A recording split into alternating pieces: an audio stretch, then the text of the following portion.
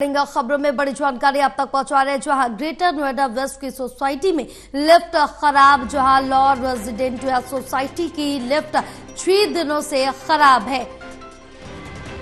Lift act लागू होने के बाद भी बिल्डर अपनी मनमानी कर रहे हैं। लिफ्ट खराब होने से सोसाइटी के लोगों को परेशानियों का सामना करना पड़ रहा है। प्राधिकरण और प्रशासन से कार्रवाई की मांग की जा रही है।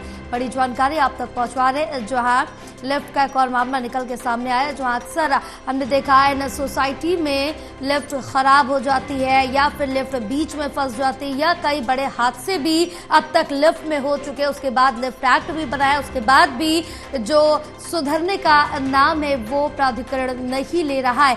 तो लिफ्ट एक्ट लागू किया गया, फिर भी यहाँ पर सुधार नहीं नजर आ रहा।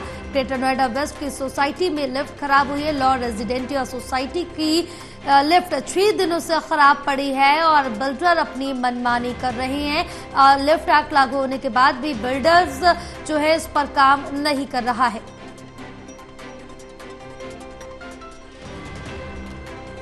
और हमारे टावर की लिफ्ट 6 दिन से खराब चल रही है, जिसकी वजह से हम लोग को बहुत ही परेशानी का सामना करना पड़ रहा है। ना ही कुरियर वाला ऊपर जा रहा है, ना ही हमारे न्यूज़पेपर वाले, ना ही दूध वाले, कोई भी हमें पहुंचाना, ना ही तो गार्बेज वाला गार्बेज लेने पहुंच रहा है। बस जैसा आप देख रहे हैं, बच्चों को मैं अभी लेकर आ रही हूँ, इनके बैग्स देखिए कितने भारी भारी बैग हैं।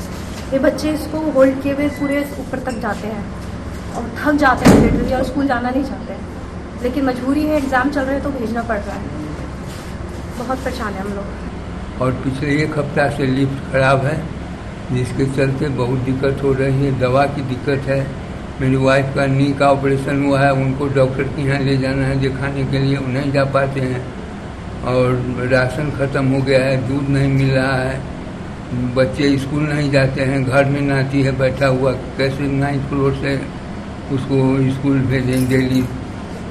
काफ़ी सारी प्रॉब्लम है। और ये लोग मेंटेनेंस ऑफिस में जाते हैं तो कहता है कि केबल बदलना होगा, और 1 हफ्ता से कहते हैं कि नो एंट्री में ट्रक फंसा हुआ है केबल का, केबल आएगा बदलाएगा तब ठीक होगा।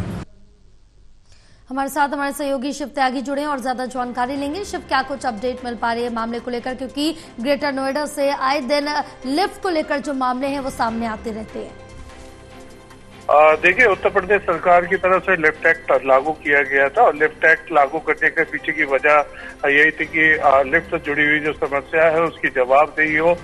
लेकिन जिस तरीके से ग्रेटर नोएडा वेस्ट की सेक्टर 4 में स्थित लॉ रेजिडेंशियल सोसाइटी है, उसके टावर नंबर 29 में पिछले 6 दिन से लिफ्ट में जो है काम नहीं कर रही है।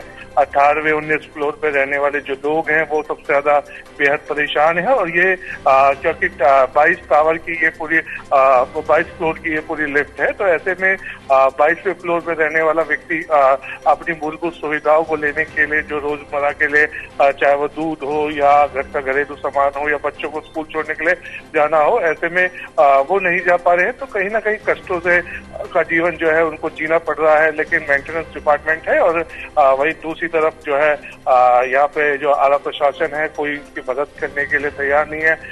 रोजाना मेंटेनेंस डिपार्टमेंट के पास वो धक्के खा रहे हैं, लेकिन यहाँ पे मेंटेनेंस डिपार्टमेंट खुद नहीं ले रहा है, ना ही लिफ्ट ठीक करा रहा है, ना ही उसका कोई विकल्प ढूंढ रहा है जिससे कि उन लोगों को राहत मिल सके। दोनों की दोनों लिफ्ट जो टावर के अंदर है वो खराब है। ऐसे में उनकी तरफ से ये कहा जा रहा है कि यहाँ पे जो लोड है वो कम है, की वजह से लिफ्ट नहीं चल रही है। तो कहीं ना कहीं जो है आरोप जो है मेंटेनेंस डिपार्टमेंट के ऊपर और बिल्डर के ऊपर जरूर लग रहे हैं, लेकिन जो सोसाइटी में टावर के अंदर रहने वाले करीब 100 के आसपास जो परिवार है वो बेहद परेशान है, और 6 दिन से अपनी मूलभूत सुविधाओं को पाने के लिए 19 फ्लोर या 20 फ्लोर से जो है उतरकर जो है नीचे आ रहे हैं।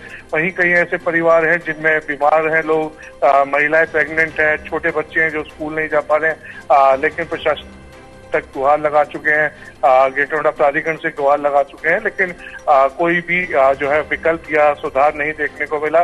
तो कहीं ना कहीं जो है नर्क की जिंदगी जीने के लिए इन दिनों जो है जो रेजिडेंशियल सोसाइटी है उसके लोग बेहद परेशान हैं। जी बिल्कुल, तमाम जानकारी साझा करने के लिए बहुत शुक्रिया शिव आपका।